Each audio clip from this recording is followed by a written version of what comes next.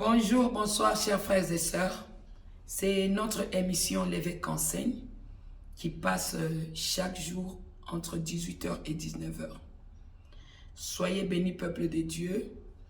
Tous nous prenons nos Bibles pour parler de Dieu, parler de sa parole. Aujourd'hui, nous allons parler du verset du chapitre 9 en Ésaïe, versets 5 et 6. Chapitre 9, versets 5 et 6, Ésaïe. Ceux qui ont leur Bible peuvent déjà consulter les versets. Verset 5, nous lisons « Car un fils nous est né, pour nous, un fils nous est donné, et il exercera l'autorité royale. Il sera appelé merveilleux, conseiller, Dieu fort, Père à jamais et prince de la paix. » 6. Il étendra sa souveraineté et il instaurera la paix qui durera toujours au trône de David et à tout son royaume. Sa royauté sera solidement fondée sur le droit et sur la justice, dès à présent et pour l'éternité. Voilà ce que fera le Seigneur des armées célestes dans son ardent amour. Amen. C'est la parole de Dieu. Ici, nous avons Ésaïe, comme vous le savez très bien. Ésaïe est parmi les prophètes qui ont plus prophétisé sur la venue de Dieu. Ésaïe est en train de prophétiser de la venue de Dieu. Une chose, il est en train de le prendre au présent. Parce que Dieu, l'Éternel des armées, il est omniprésent, omniscient. À tout moment, il est là. Jésus, avant même qu'il ne vienne sur la terre, il était toujours à côté du Père. C'est pourquoi aujourd'hui nous voyons Ésaïe qui est en train de nous présenter le cadeau précieux que Dieu nous avait donné. Il dit, car un enfant nous est né, un fils nous est donné, un enfant, Christ, est venu dans ce monde. Il était Dieu. Dieu a permis que le monde puisse être sauvé, non pas par des gens mortels, charnels, mais par Dieu lui-même. Il est Dieu qui est descendu à travers un fils qui est Jésus-Christ, afin d'accomplir la mission. Jésus-Christ est 100% homme, 100% Dieu. Quand il est sur la terre, il avait toutes les capacités de Dieu. Ainsi, le Fils est venu pour sauver le monde. Il dit, il exercera l'autorité royale. Alléluia. La différence entre un fils et un héritier. Un fils, il a tout ce que le père peut avoir. Et un héritier, il est celui qui détient ce que le père avait après qu'il soit parti. Et nous, tels que nous sommes ici, Dieu nous appelle toujours Jésus-Christ comme ses frères. Donc nous sommes les co-héritiers. Parce que Christ est fils et nous sommes des frères de Jésus-Christ. Au même instant, nous devenons des fils, des héritiers. Ainsi, comme l'héritage était prévu pour le fils, nous sommes des co-héritiers. Dieu est venu. La grâce que Jésus a amenée, il n'a pas seulement servi à Jésus-Christ, il a servi à tous ceux qui ont cru à la parole de Dieu. Tous ceux qui ont accepté Dieu, ils sont devenus fils et co-héritiers de la promesse. Il exercera l'autorité royale.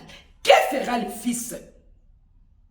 Nous savons que Dieu est le roi de rois, comme on l'a toujours appelé, le roi de rois. Il a son fils. Et comme il est le fils du roi de rois, il exerce l'autorité royale. Vous savez, ceux qui connaissent bien la royauté peuvent bien l'expliquer. Quand un roi dit une phrase, cette phrase tient directement des lois. Quand un roi dit un mot, cet mot doit obligatoirement être appliqué. Nous avons vu Esther. Quand Esther était d'aller voir le roi. Il était interdit à toute personne, sans autorisation, d'aller voir le roi. Et si tu entres à l'improviste, le roi peut, le même instant, définir ta mort ou ta vie. Donc, il a tout le pouvoir. Alors, le fils qui est venu, il avait aussi tout le pouvoir. Ce pouvoir-là nous a été légué. Nous, en tant qu'enfants de Dieu. Nous, en tant que fils de Dieu.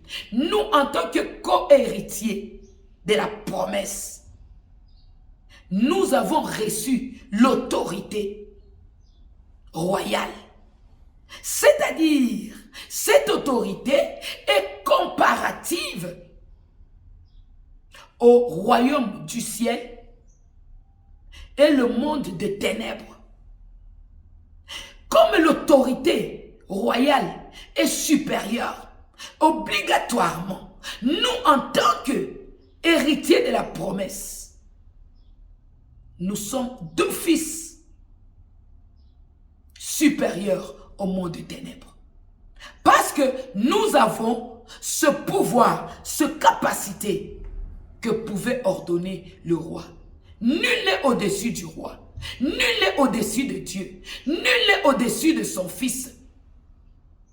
Parce que nous sommes des dieux. Nous sommes des fils. Et cela, par la grâce que Dieu a accordée. On va revenir prochainement pour dire que Jésus, avant que nous puissions le chercher, Dieu nous a connus. Il a envoyé son Fils pour nous sauver, afin que nous soyons justifiés. Et c'est par ce biais-là que Dieu a envoyé ses Fils afin de nous sauver. Il dit ceci, il sera appelé merveilleux, conseiller, Dieu fort. Là, j'insiste encore. Il sera appelé Dieu fort. Si on dit qu'il est fort, c'est-à-dire qu'il n'y a pas de plus fort que lui. Autrement dit, nous, en tant qu'enfants de Dieu, nous sommes plus forts que le monde des ténèbres. Nous sommes plus forts que le monde des ténèbres. Les sorciers, les démons, les principautés, nous sommes au-dessus. Père à jamais, prince de paix. Aujourd'hui, il y a des multimilliardaires. Tous ont diverses origines de leur fortune.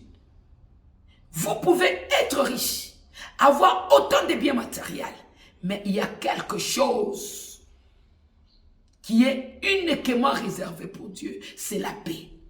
Il est l'unique prince de paix. Tu peux être béni, tu peux avoir beaucoup d'argent, mais tu n'auras pas la paix. C'est ainsi que nous voyons des gens riches, mais ils sont obligés de sacrifier leur progéniture. Mais avec l'Éternel, il te donne la richesse et il te donne la paix. Il y a des gens qui sont riches, mais ils ne dorment pas dans leur maison. Il y a des gens qui sont riches, mais ils ne peuvent pas rester avec des femmes. Il y a des gens qui sont riches, ils doivent connaître des homosexualités. Donc, il y a des contraintes qui les empêchent de trouver leur paix.